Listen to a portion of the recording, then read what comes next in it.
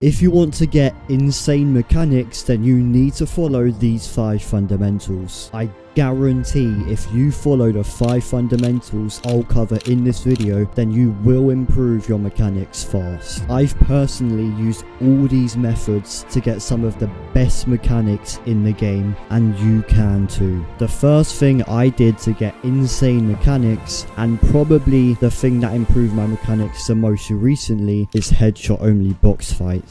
But you have to play them properly. To play these properly, you want to do 3 things. The first thing you want to do is to keep your crosshair at head level. By doing this, you won't have to readjust your crosshair as much to line up a headshot, as your crosshair will already be at head level. You want to train this as often as possible in creative, so it just becomes muscle memory, and so you do this automatically in real games. The second thing you want to do to play this properly is to build wherever you can. This will make the time playing this much more effective, as you'll also be training your building, editing and piece control mechanics. If you didn't do this and just walked around with your gun out, then it would be a lot less effective. But the third thing you want to do is to keep control of your crosshair. So basically, try to always be in control of your crosshair by doing smooth movements. I know that might not make much sense, but trust me, when you're in the game and you keep in the back of your mind that you need to stay in control of your crosshair, you'll start to see yourself hitting more headshots. I do this every time there's something I need to perform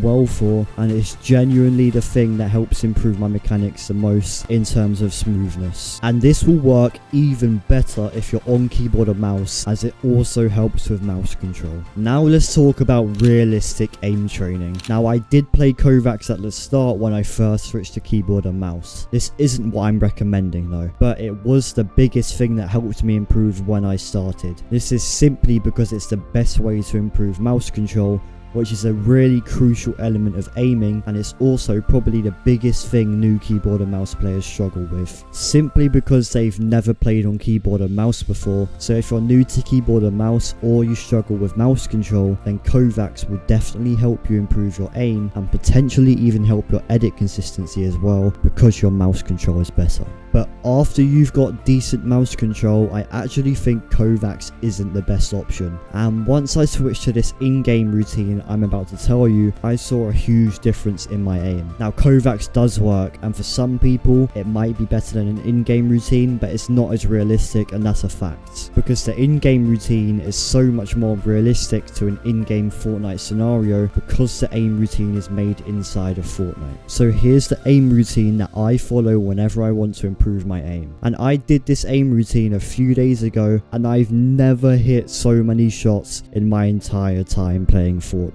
The first part of this routine is Aim Duels. When doing Aim Duels, you want to do some 1x1 shotgun scenarios, some 1x1 SMG scenarios, some shotgun flick scenarios, some shotgun react scenarios, some glider scenarios, and finally the storm surge scenario. And do this in Raider 464's 1v1 Aim Duel map.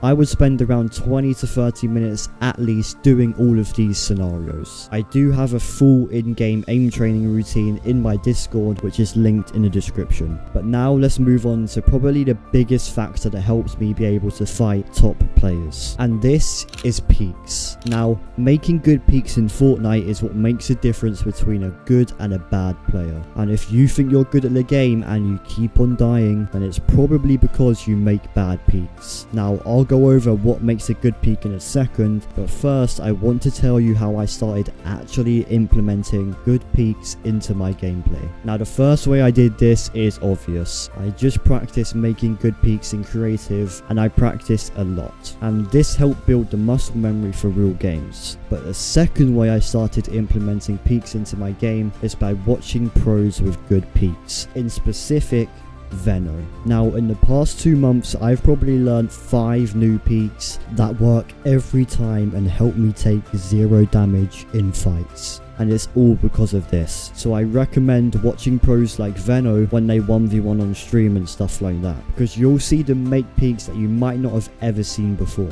And this is a really good way to learn new peaks. And then you can practice these peaks and do them in your warm-up or 1v1s. Now, you need to know what makes a good peak. So for a good peak to be good, it needs to follow these 2 rules. The first rule is that you need to be on a right hand peak. Whether you're behind a wall or you make a right hand window edit or whatever, it doesn't matter. Just make sure you have a right hand peak.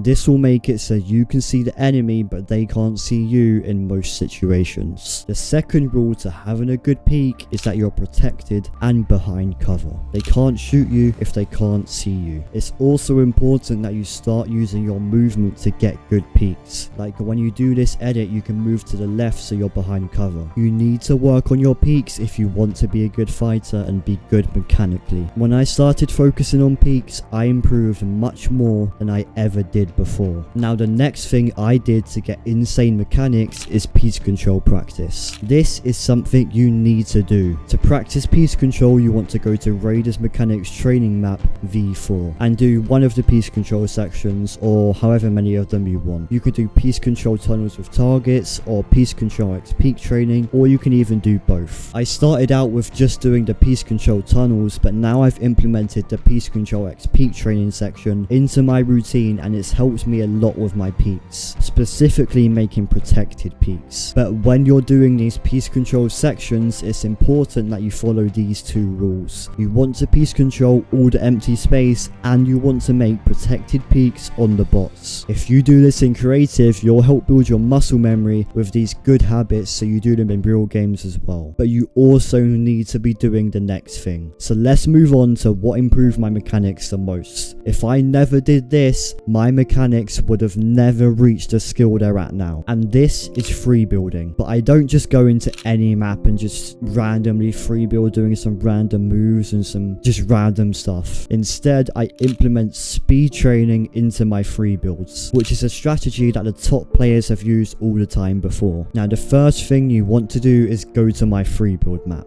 I've built the best free build map by far, so you can easily free build just like I did to get insane mechanics. The map is called Freebuild Mechanics Training. You can search that up or search Blexiti in the creative search bar. Once you're in this map, select a slow speed, either 0.6 times or 0.8 times. Here you want to focus on your crosshair placement. Make every single edit with perfect crosshair placement. You can also practice the moves or edits you find difficult on this speed, as it will be a lot easier because you're slower. Free build on this speed for however long you have. Keep in mind that there's going to be 3 different speeds, and you want to free build on each speed for the same time limit. So if you have 15 minutes, do each speed for 5 minutes. After free building on the slow speed, you want to go to a fast speed. Whichever one you can do relatively consistently. Try to do as many edits as possible without messing up. You'll probably mess up a lot at first, but once you've done this a few times, you'll start messing up less and less. Then go to normal speed, which is a one-time speed, and free build normally for however long you have. Again, make sure to spend the same amount of time on each speed. When I first switched to keyboard and mouse, I was free building for over an hour a day, and it led me to having mechanics better than most people within just 1 month of me switching inputs. Free building works for everyone because you can do exactly what you specifically need to do to get better, and you can practice your weaknesses. I think free building is a must for everyone, and if you want the best free build map, then go to Freebuild Mechanics Training, which is the map I just made specifically to train your mechanics as fast as possible. It has speed options, a build reset, a safe loadout feature, so much more, literally everything you need to free build properly. The code is in the description, or you can search up Blexiti in the creative search